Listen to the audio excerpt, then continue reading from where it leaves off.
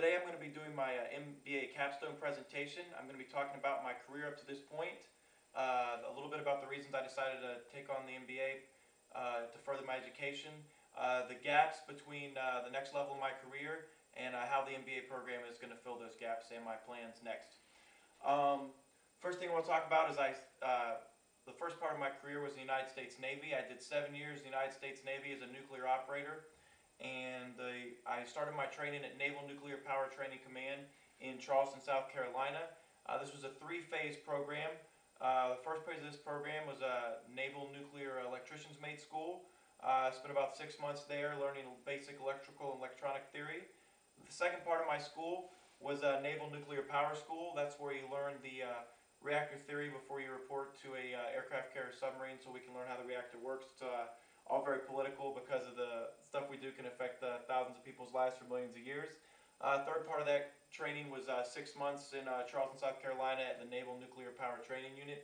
We spent 6 months working on a running reactor that's a permanently moored ship down there that we get hands-on experience.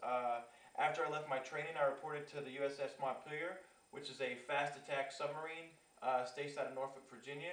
I did several years aboard the fast attack submarine USS Montpelier and served as a nuclear operator / nuclear maintenance electrician, which is where I basically got my first taste of operations management. After the USS Montpelier, I transferred to the Nuclear Regional Maintenance Department, where we served as a liaison between the shipyard and the submarine / aircraft carriers when they're undergoing maintenance periods. After I separated from the Navy in 2005, I went to work for ConocoPhillips in the polypropylene business. I began working there as an operations supervisor.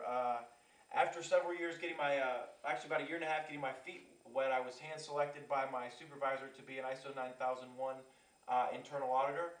Polypropylene, because it's a food grade product and it's also used in other companies that are ISO certified, it has to be ISO certified and FDA certified. So because of that, one of the requirements of the ISO 9001 program is to have internal auditors to make sure that the ISO standard is being adhered to. And as a heads up, I recently certified by the ASQ as a certified quality auditor. Also, another accomplishment I'm proud of in my career is I identified several gaps in the training program at ConocoPhillips in their polypropylene business. And I spent about 2.5 years working on updating the training program to bring that to the next level. Career path transition. At the October of this year, May of last year, I realized that there was no spot for me to go in ConocoPhillips. ConocoPhillips only has one polypropylene plant, and my immediate supervisor was Heritage Dow Chemical that licensed the polypropylene technology to ConocoPhillips, and he was perfectly comfortable in his position.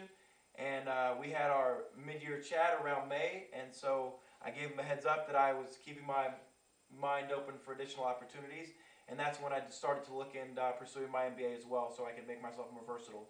October of this year, I started work for Amazon.com.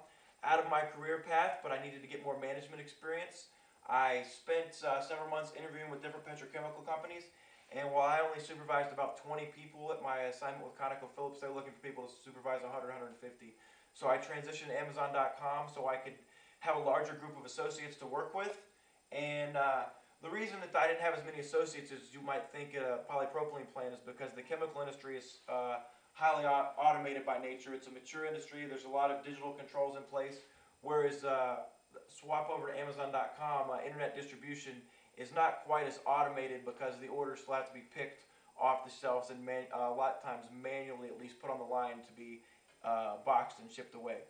The next thing I'm going to do is I'm going to go over the competency areas that the MBA talked over. I'm going to identify what I started with, I'm going to identify the gaps, and I'm going to identify what the MBA gave me and then where I'm going to go from here. First area is leading people in teams. For my benefit, the United States Navy taught me a great deal about learning how to lead small teams. Taught me with my communication skills, taught me how to prioritize and delegate. However, one of the gaps there was, like I said before, not a large number of people and how to deal with a large number of people, small individual cells, work groups. Another advantage of leading people in teams when I transitioned to the civilian environment at ConocoPhillips, taught me a lot about labor relations. I latched on to one of my mentors there, and he taught me how to interface with the union. He was Heritage Union for about 20, 25 years. And even though we were both in management positions, so what he did is he showed me how to relate to the union employees from a union perspective, so I could get the union moving a little better. They're the Teamsters Union since the early 1970s. It's a very tough union if any of you know anything about the Teamsters Union. I sought, like I said before, I sought other opportunities in the petrochemical field, needed more experience with a large number of people. The competencies I learned in the MBA, I started my MBA program about, I guess, a month and a half before I started with Amazon.com. One of the tools I really liked working, they gave me from the MBA program I could add to my toolbox was the situational leadership model. And I was able to implement that immediately when I came into Amazon.com.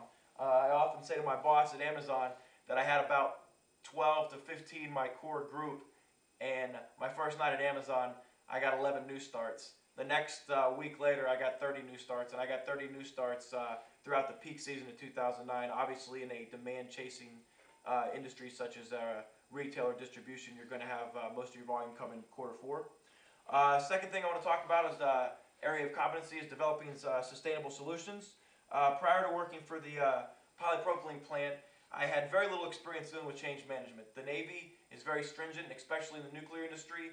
The change is handed out in a regimented manner, and myself being a line worker was not in charge of change at all. Moving to ConocoPhillips, where I worked for the polypropylene plant, had a lot of change management there. Everything we did had a change record associated with it. However, I feel that the change records there and the change management was very cumbersome and only done from an administrative standpoint. Competencies from the MBA program have taught me about the theory of change management and how to unfreeze an organization, retrain that organization, and then freeze them back again. The theory of dealing with people and dealing with change management from more of an administrative aspect that is not so paperwork orientated, how to get the